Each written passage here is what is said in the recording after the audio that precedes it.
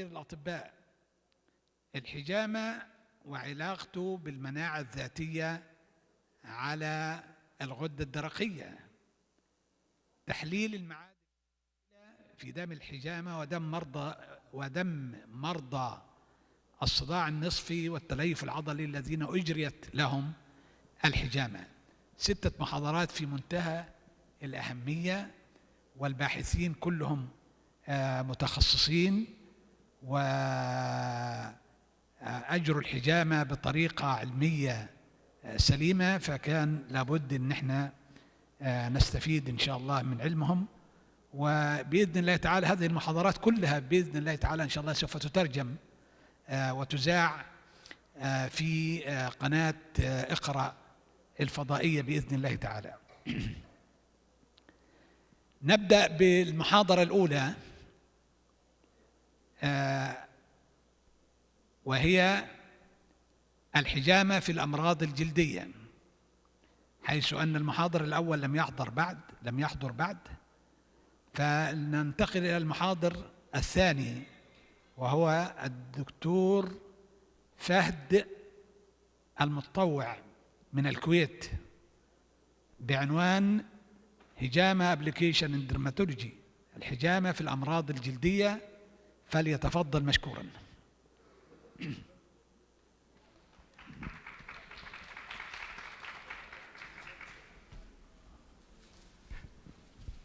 دكتور فهد، السلام عليكم.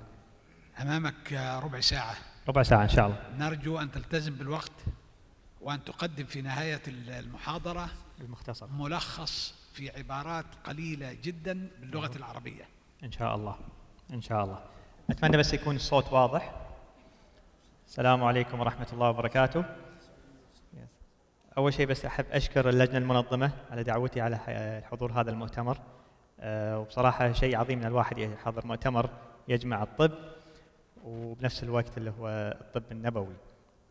فشكرا جزيلا على الدعوة. باختصار أنا دكتور فهد المطوع، أنا عندي البورد الكندي والأمريكي للأمراض الجلدية، وأنا أسيستنت بروفيسور في جامعة الكويت، وراح نتكلم اليوم عن تطبيقات اللي هو الحجامة في الأمراض الجلدية، حجامة and dermatology.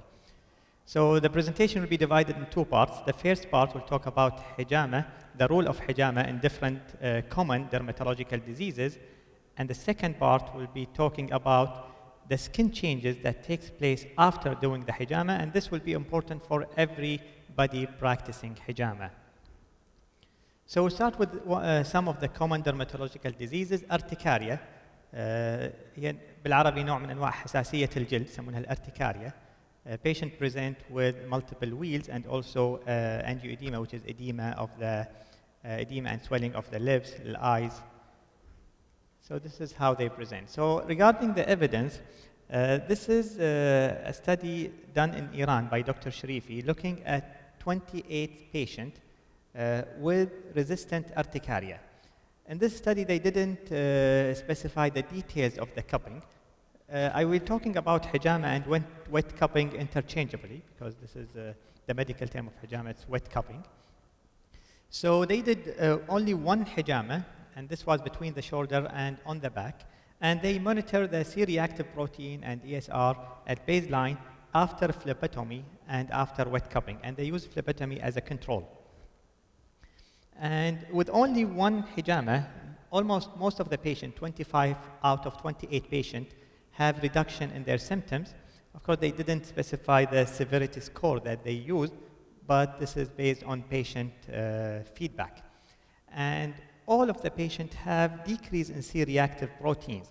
And the median was, this was big drops from almost 12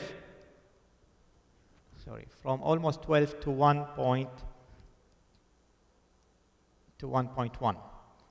And there was no change in C-reactive protein after phlebotomy.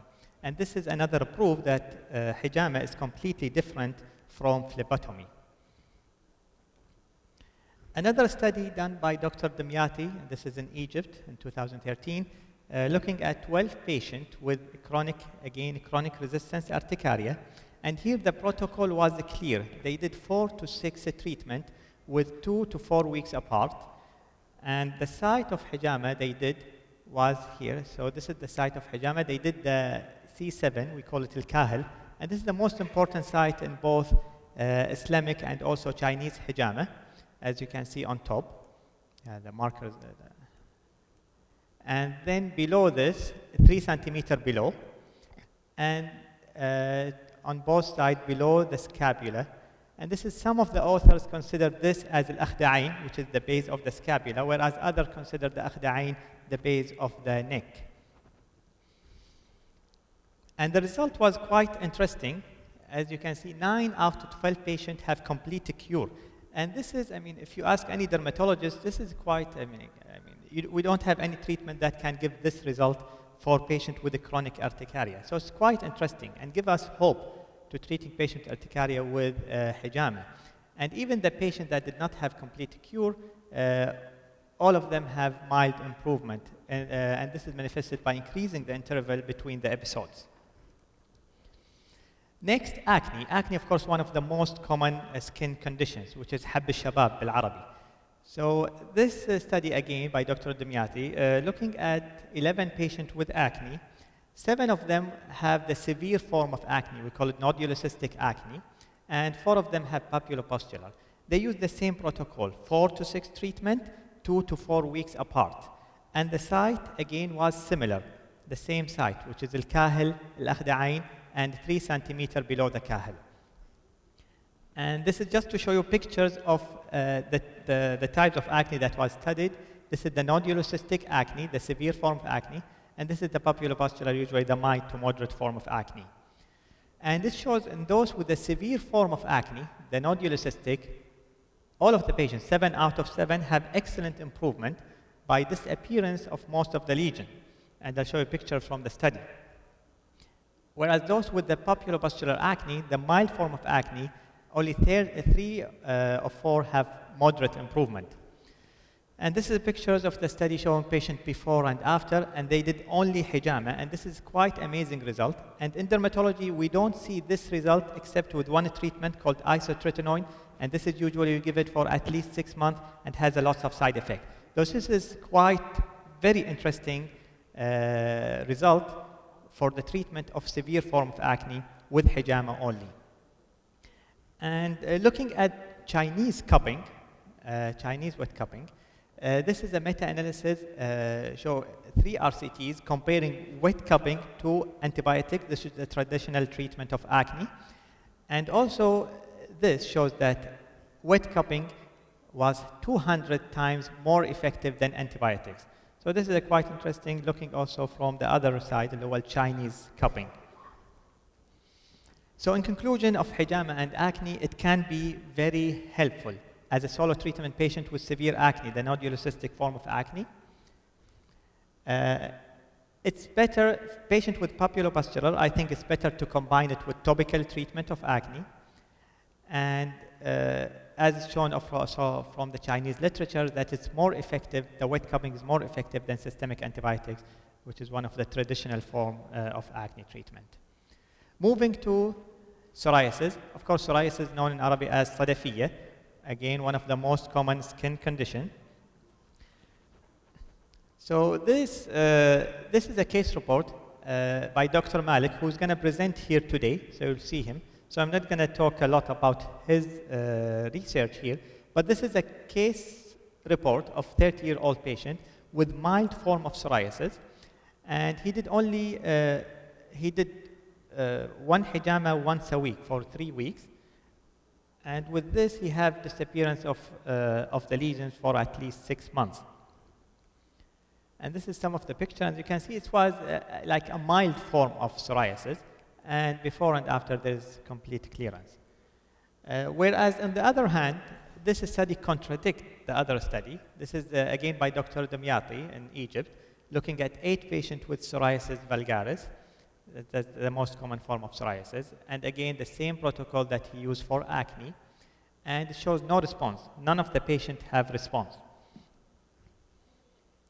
But this is not the end of the story. Also, in psoriasis, you need to know that if you do hijama in patient with psoriasis, they might develop psoriasis at the site of the hijama itself, at the site of the cut.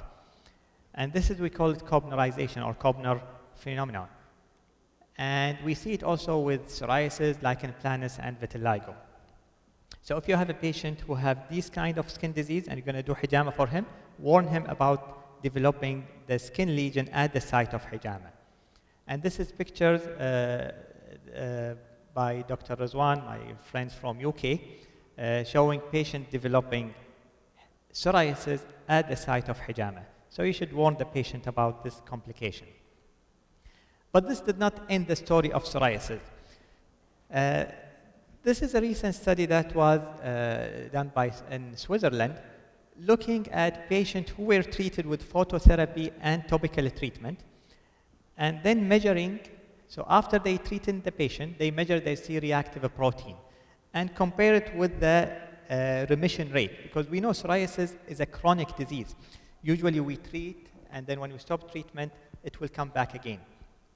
So what they did, they measured the C-reactive protein, and they found that at the end of treatment, if the C-reactive protein is high, more than 5 milligram, then this is associated with short remission. Whereas if it's low, less than 5 milligram, it's associated with a long remission, up to 8.5 or 9 months. And as I show you from previous study by Dr. Sharifi, that if we did hijama, only one hijama, and then we can get major drops in C-reactive protein.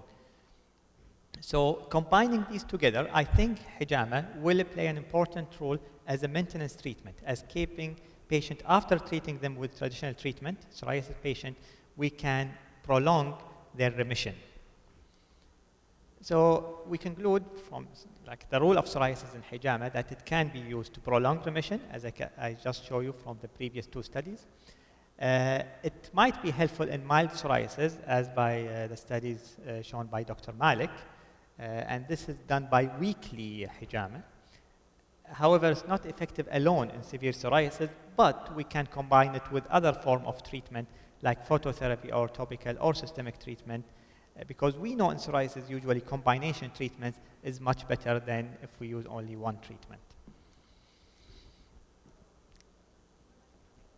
Okay, vitiligo. Vitiligo, this is one of the common dermatological disease. We call it in Arabic al-buhaq. If we look at the evidence here, I refer back to Dr. Damiati's study. He did a case series on 10 patients with vitiligo, the same protocol as I mentioned with acne and psoriasis, and it shows no response. So it shows that psoriasis, that if you use wet cupping alone to treat, if you use hijama to treat vitiligo alone is not effective. But this is interesting way of using hijama differently. This doctor, again from Egypt in 2008, what he did, he used cupping to induce blisters. Sometimes if we have stable psoriasis, we use surgery like a grafting or melanocyte transplant to bring the pigment back. And what this guy did, he used the cupping to induce blisters, as you can see here in this picture. And we know, and everybody who's doing hijama, if you leave the cups for a long time, then you develop blisters. So what he did, he took these blisters and used them for grafting. And the result was quite amazing. He had repigmentation in 80% of the patient. And this is very good result. And even the donor area where he took the blisters, there was no major changes there. And this is one of my patients with vitiligo, and we did only one cupping for her, but it was on the affected area. And it gave some improvements. So you can see this is again with topical treatment, and you can see some of the lesions have disappeared, and the bigger lesion becomes smaller, and the smaller lesion have disappeared. So this is just to give you an idea that hijama can play a part in vitiligo, but if we use it differently. So for example, if you use it as adjunctive treatment with other traditional treatment and doing the hijama on the affected area, like I did with my patient, it can also, I think it will be helpful in stabilization of the active disease of vitiligo. And as I saw from Dr. Awad's study, that can be helpful to induce blisters and use the blister for grafting. Okay. Next, herpes zoster, known in Arabic as al-hizam al-nari. So this is a viral infection. And here, most of the literature are from Chinese wet cupping, but again, it will give you an idea how effective is wet cupping in herpes zoster. So this was a meta-analysis looking at multiple number of studies, and it shows that 5 RCTs comparing wet cupping versus antiviral, that wet cupping more effective than antiviral in curing patient with herpes zoster. Another 2 RCTs showing that wet cupping is plus antiviral more effective than antiviral regarding the time to cure. So it gives you faster remission. And also, most importantly, with herpes zoster, the development of pain after the zoster, we call it post-herpetic neuralgia. And 4 RCTs comparing wet cupping versus the traditional treatment of post-herpetic neuralgia, which is antiviral and non-steroidal anti-inflammatory drugs, and again shows wet cupping here to be more effective.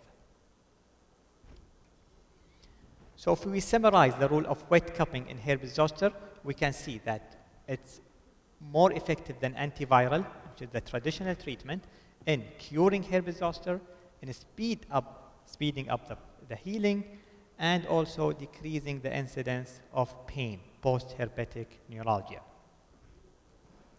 And this will be the last part of the lecture, just talking about skin changes after wet cupping. Of course, everybody who's doing wet cupping need to know what complication patient can develop so that you can warn the patient in advance. And this will be very helpful. And this was very good studies was done in Iraq in 2011, looking at 135 patients who had wet cupping. But they did the wet cupping with the surgical blade number 15 and 22. I want to show you those surgical blades. So this was the blade number 15. I mean, we use it a lot in surgery. Number 22 is quite large, and we don't tend to use it. And I think some of the complication might be because of the use of this blade. Anyway, regarding the result, we all know the immediate effect that we get after hijama. For example, we get redness, we get swelling, bleeding, of course. And if we leave the cups for long time, we get bruising and blister formation. This is all immediate result, immediate effect, and this will go within a few days. So this is not a problem. And usually the healing takes within 2 to 3 weeks, and this was shown also in the studies.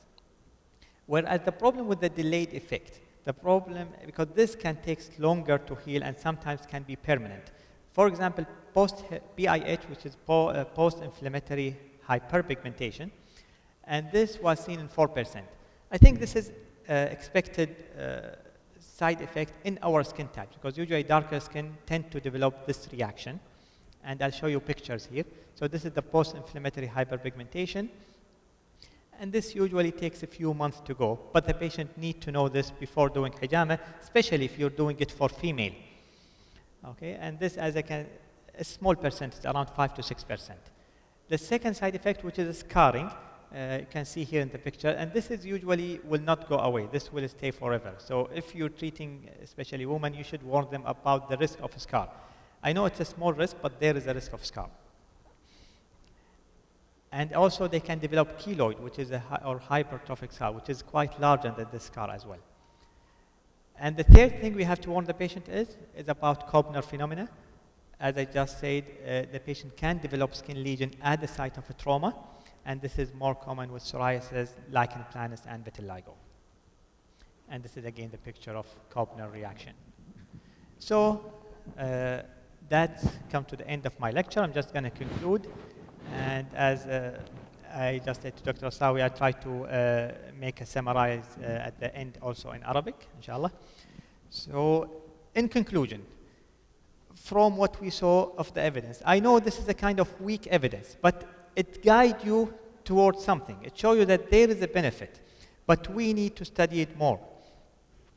So we know now hijama can be used as a main treatment in patient with a chronic resistant urticaria, patient with severe acne, the nodular cystic form of acne, and patient with herpes zoster and post-herpetic neuralgia, the pain after zoster. And it can be used as adjunctive treatment in patient with papulopustular, if you use it with topical form of acne, topical treatment of acne, in patient with psoriasis and patient with vitiligo.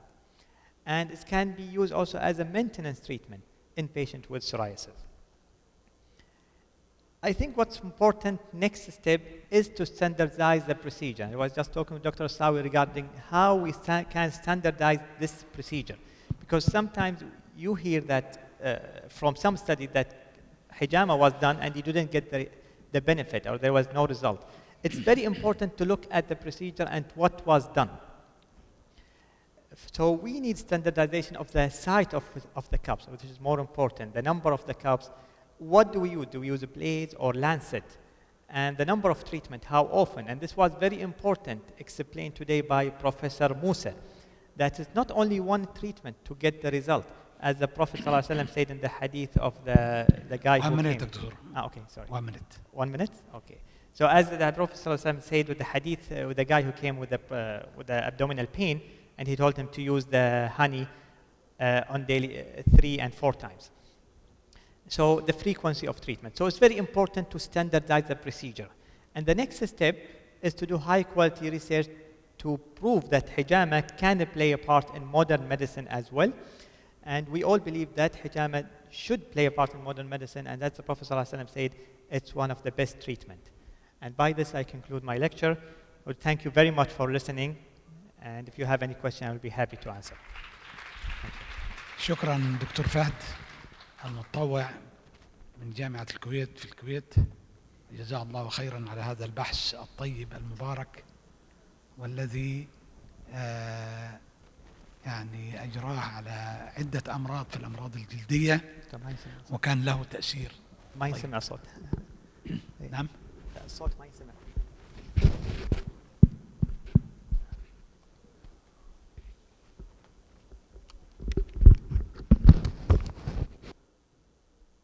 تفضل. جزاك الله خيرا دكتور فهد. لا بعدين في نهاية الجلسة إن شاء الله.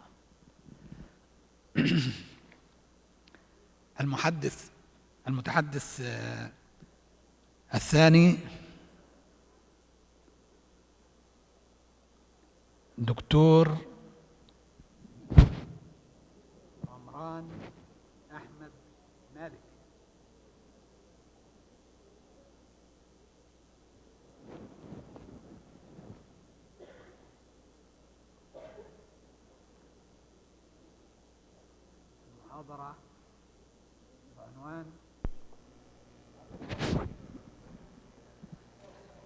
المحاضرة بعنوان hijama is highly effective in psoriasis therapy, proof of concept by clinical study.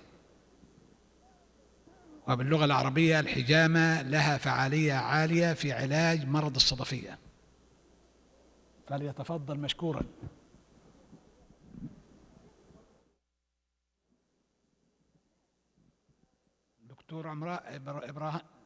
دكتور عمران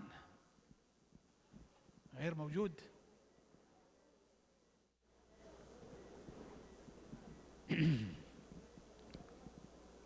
المتحدث الثالث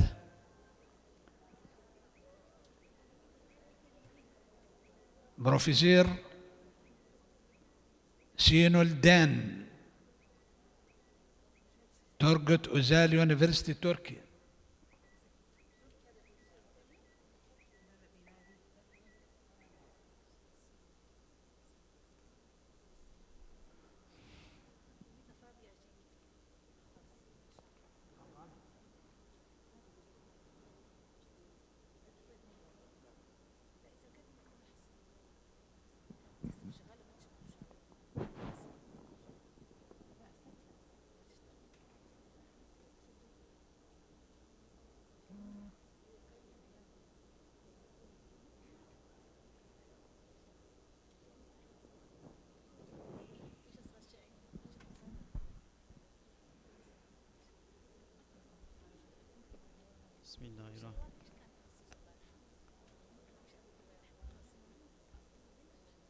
بسم الله الرحمن الرحيم. دكتور عمران.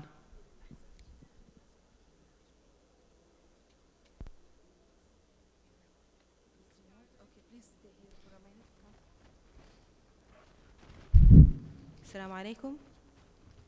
السلام Yes, ورحمة الله. my topic, wet cupping and excretion of heavy metals. 15 minutes. Yes, 15 minutes. wet cupping therapy is one of the oldest known medical techniques. It is widely used in various conditions such as acute chronic inflammation, infectious disease, and immune system disorders. Wet cupping therapy is used in pain-related conditions, including chronic muscle pain, fibromyalgia, herpes zoster pain, and neuralgias such as headache and sciatica. Also, in many other abnormalities, such as cough or asthma, acne, common cold, urticaria, facial paralysis, soft tissue injury, arthritis, neurodermatitis. Hijama is taught to remove noxious materials from skin microcirculation and interstitial compartment. The main purpose is to promote the circulation of blood and to remove blood stasis and waste from the body. Local damage of the skin and capillary vessels may act as a nociceptive stimulus. In both dry and wet cupping, capillary permeability increases by soft tissue expansion. Dry and wet cupping drain the excess fluids and toxins, loosen adhesions, bring blood flow to skin and muscles, and stimulate the peripheral nervous system. Reduces pain and high blood pressure, modulates neurohormones and the immune system. Generally, cupping induced negative pressure can dilate local blood vessels to improve microcirculation, promote capillary endothelial cell repair, and accelerate granulation and angiogenesis in the regional tissues, normalizing the patient's functional state at last. You can our study about wet cupping and oxidative stress. Wet cupping blood had higher activity of myeloperoxidase, lower activity of superoxide dismutase, higher levels of malondialdehyde and nitric oxide compared to venous blood. Wet cupping removes oxidants from the body and decreases oxidative stress. Heavy metals have been recognized as toxins for centuries. Toxic metals are common in our environment. Insecticides contain arsenic, for example, paint products contain lead. Since humans frequently encounter toxic metals, hijama is proposed to cleanse the body from toxins. We investigated the levels of aluminum, mercury, silver, and lead in both venous blood and hijama blood. Study population consisted of 24 healthy volunteers, 13 females, and 11 males aged 21 to 40 years. Exclusion criteria were health problems such as respiratory, metabolic, cardiac that might change the levels of metals. Blood samples were collected from veins 5 minutes before hijama and excreted hijama blood. Samples were placed into collection tubes specific for trace element analysis. 5 points: posterior neck, bilateral perispinal areas of the neck and thoracic spine. Cups were placed on these points and negative pressure was applied by a cupping pump on the middle level. Cups were removed after 2 and 3 minutes. The second within the cupping sites was punctured to a 2 millimeter depth. Then vacuum pumping was applied 3 times and 3 to 5 milliliter of blood was drained. You can see hijama application. Our results, you can see table. All level in wet cupping blood was significantly higher than venous blood, nearly twice. PB was higher in wet cupping blood, about 9 times. HG was higher in wet cupping blood, 8 times, and AG was higher in wet cupping blood, twice compared to venous blood. Wet cupping therapy hijama excretes the toxic heavy metals from the body. Wet cupping therapy can be accepted as an artificial kidney. Al-hijama is suggested 2 times per year by Prophet Muhammad sallallahu alaihi wasallam. It can prevent many diseases such as chronic rheumatic and autoimmune disease, as well as cancer. Therefore, hijama is also a preventive medicine application. As a consequence, wet cupping therapy is a non-invasive, harmless therapeutic application. Therefore, it may be useful for preventing a lot of disease as well as cancer. We accept that all hadiths of Muhammad sallallahu alaihi wasallam are dependent on revelation. If he does not know, he does not talk about, but if he has talked about it, is absolutely true. Therefore, prophetic medicine is not a complementary medicine. It is the root, source, and head of medicine. Thank you very much.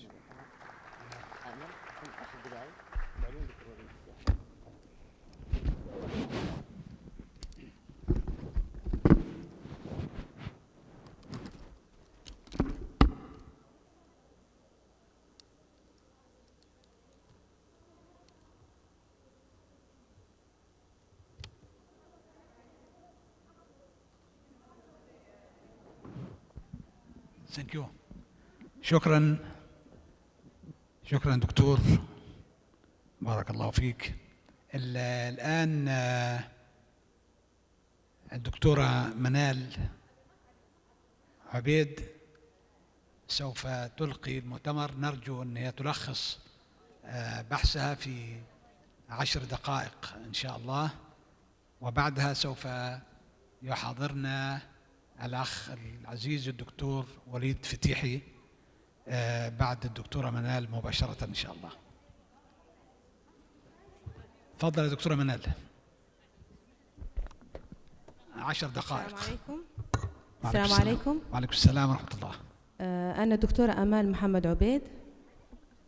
أهلا وسهلا دكتورة. سيكون البحث عن أثر الحجامة على روماتيزم الغدة الدرقية. بناء على رغبة الجمهور سأحاول أن أدخل كلمات عربية أثناء الشرح. تفضلي. أشكر الحضور جميعا، ونسأل الله العلي القدير أن يتقبل، وأذكر نفسي وأذكر الجميع بتجديد إخلاص النية لله تعالى.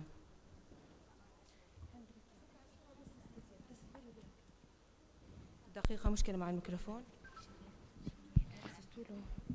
سام.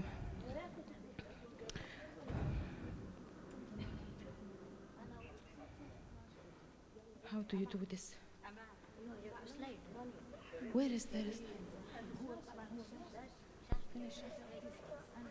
الشاشة لو سمحتم.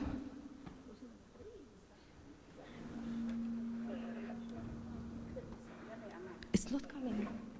The research team, مجموعة الريسيرش, myself from prophetic clinics, Dr. Faiza Gari from endocrinology clinics, Dr. Ahmed Ajami from the ultrasound and radiology department, Dr. Muhammad Amin, medical statistics, Prof. Suad Al-Jaouni, our chair president, Prof. Sausan Ruhaim, our chair vice president, Mrs. Zakiya, our great senior nurse, and Mrs. Ophelia from laboratory. I will be talking about theory, objectives, method, outcomes, and conclusion. First of all, I will start explaining what goes on in Hashimoto thyroid disease. في روماتيزم الغدة الدرقية, we have loss of thyroid architecture. You see on the left here is the normal thyroid gland. On the right, the lymphatic infiltration and destruction of thyroid gland and thyroid tissue. فقدت الثيرويد الغدة الدرقية الاركيتكتشر. هدف الستدي study objective to study the effect of adding hijama cupping therapy to the regular treatment of Hashimoto thyroid disease. إضافة الحجامة للدواء المتعاطى حالياً للهاشيموتو وهو الثيروكسين هرمون.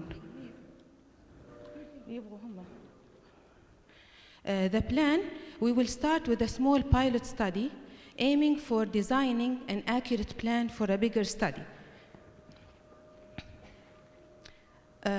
Why hijama for Hashimoto? Why did I choose hijama for Hashimoto disease?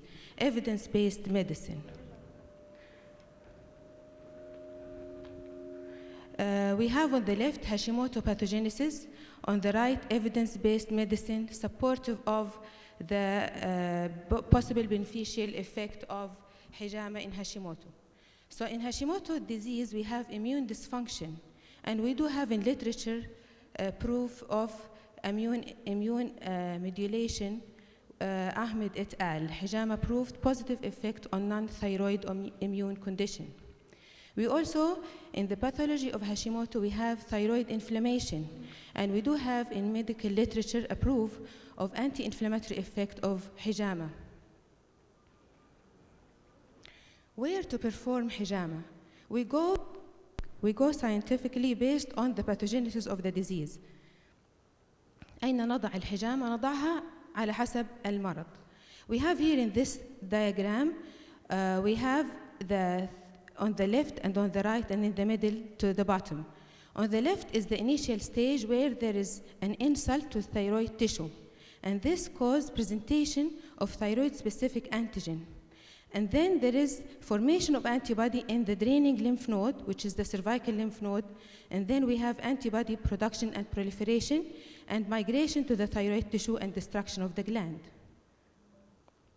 In ultrasound also, we saw enlargement of thyroid gland and enlargement of some cervical lymph nodes, mostly submandibular. Where to place our cups then? We will place them on the thyroid gland, enlarged lymph node, and sternum to enhance bone marrow stimulation. Our study design is a case control pilot study, data collection method, prospective, population, Hashimoto females between 19 and 65 years of age. The setting is in King Abdulaziz University Hospital, the period from January 2014 to July 2015. The design, it was a pilot intervention. The total number of participants was 23, 9 as patients and 13 as control. Ethical committee was done and consent from patients was taken. This is the study design. We have group 1, intervention, group 2, control. And it's very importantly here to stress that both groups were on their current medical treatment of thyroid replacement, and hijama was adding to this treatment. In case of control, the control was on the same dose of thyroxine throughout the study. Outcome, the primary outcome is TPO, TG, which are the thyroid antibody. Secondary outcome, TFT, thyroid function test, prolactin, and we have 2 qualitative outcomes, thyroid ultrasound and clinical assessment. Pathology in the ultrasound. In the ultrasound, we found that there is increased or decreased vascularity, mainly increased vascularity, which is a sign of inflammation. The size of the thyroid was enlarged in some cases, and the echogenicity of the thyroid gland was lost. It was more heterogeneous, and in some cases we had enlarged cervical lymph nodes, and it was the submandibular lymph node. This is an example of one of the cases that shows here. On the left side is the thyroid gland before hijama. The epidiameter was 1.6 millimeter.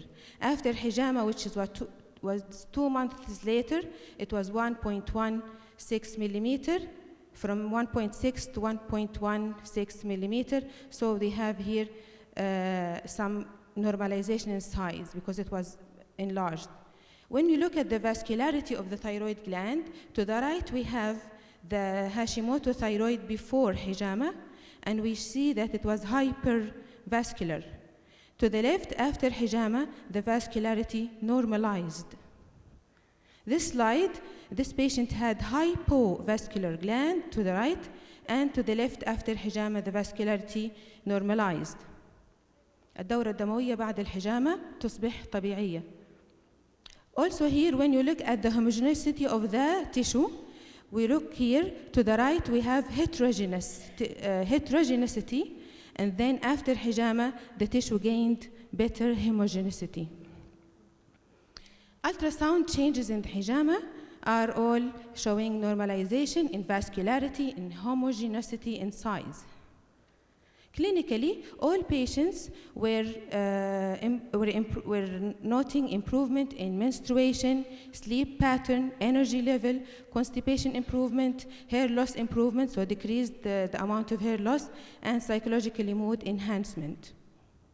The results, statistically, we conducted quantitative analysis, independent t-test, paired t-test, plus the qualitative analysis in the ultrasound we already mentioned. We can look here at some of the numbers.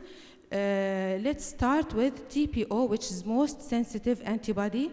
It was the mean in before hijama was 99.7. After hijama here, it became 36.1. I'm sorry, I don't have a pointer. And then the TG also from 400 went to 100. And also, strangely enough, the prolactin from 284 to 181. And literature have proved that hyperprolactinemia is associated with hypothyroidism. Here, this is the paired analysis, n equals 9. As we can see here, look at the stars where we have statistical significance. We have statistically significant reduction in anti-thyroglobulin antibody, TG, and statistically significant reduction in prolactin level. TPO, however, showed reduction, but it was not statistically significant. And nicely enough, we look at the TSH here, we see that the TSH level has decreased, but it is not statistically significant. This is encouraging for further studies with a larger sample to check it out. We conducted another study to check on the TPO, so we conducted an independent t-test. Here it goes. This is the TPO level t-test and Mann-Whitney t-test. As we can all see here, that with hijama, the TPO level, thyroid peroxidase antibody, has decreased significantly. So, in conclusion, we have statistically significant improvement in TG, P equals 0.013. Also in prolactin, P equals 0.0549. And there is and TPO reduction significantly demonstrated by Mann-Whitney U test. The limitation, of course, here is the small sample size. So the conclusion here is, although the study is not conclusive, but it has giving a good hope for further studies to support our goal. We have 2 patients that we followed up, and they took hijama 11 hijama sessions, and I felt it would be interesting to share their curves with you. This is the first patient. As we can all here, we have the TPO as red and TG as yellow. TG, which is anti-thyroglobulin antibody, الجسم المضاد نقص. So the TPO went down. It was in the 20s, and it went to a very minimal level, less than 5. TPO also was between 5 and 10, and it went to the 0 level. This is the second case. So here, you can see here, I'm marking the hijama point. So this patient, and also the previous one, the TPO, the antibody level was on the rise. You can see here, the TPO increased, but then with hijama, it started falling down. Clinical interpretation of data.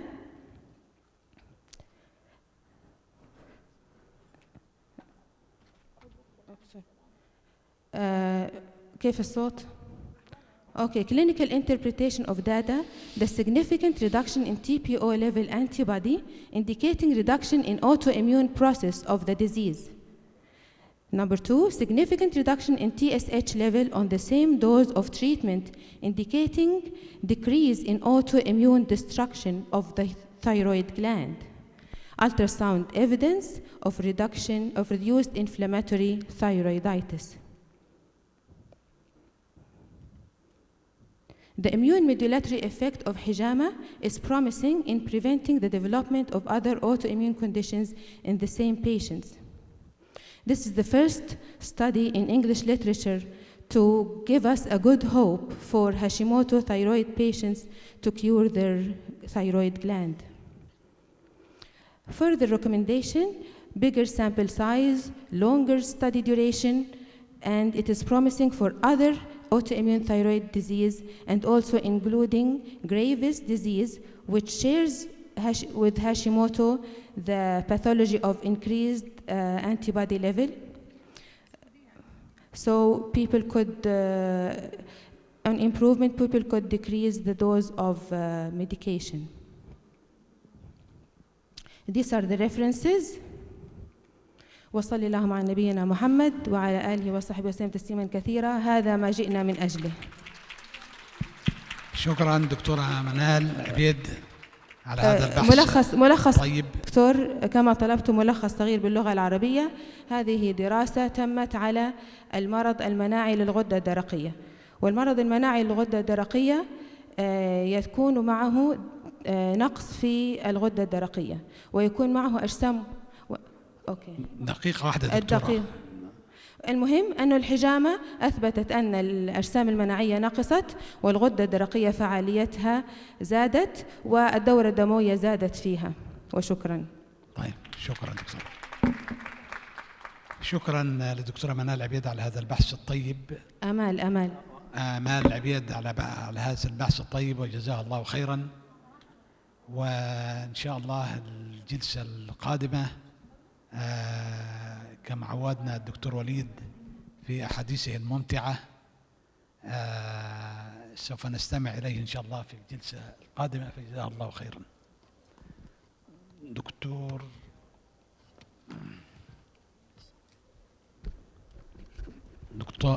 دكتور طارق والدكتور جميل موجودين؟ دكتور طارق جمال والدكتور جميل.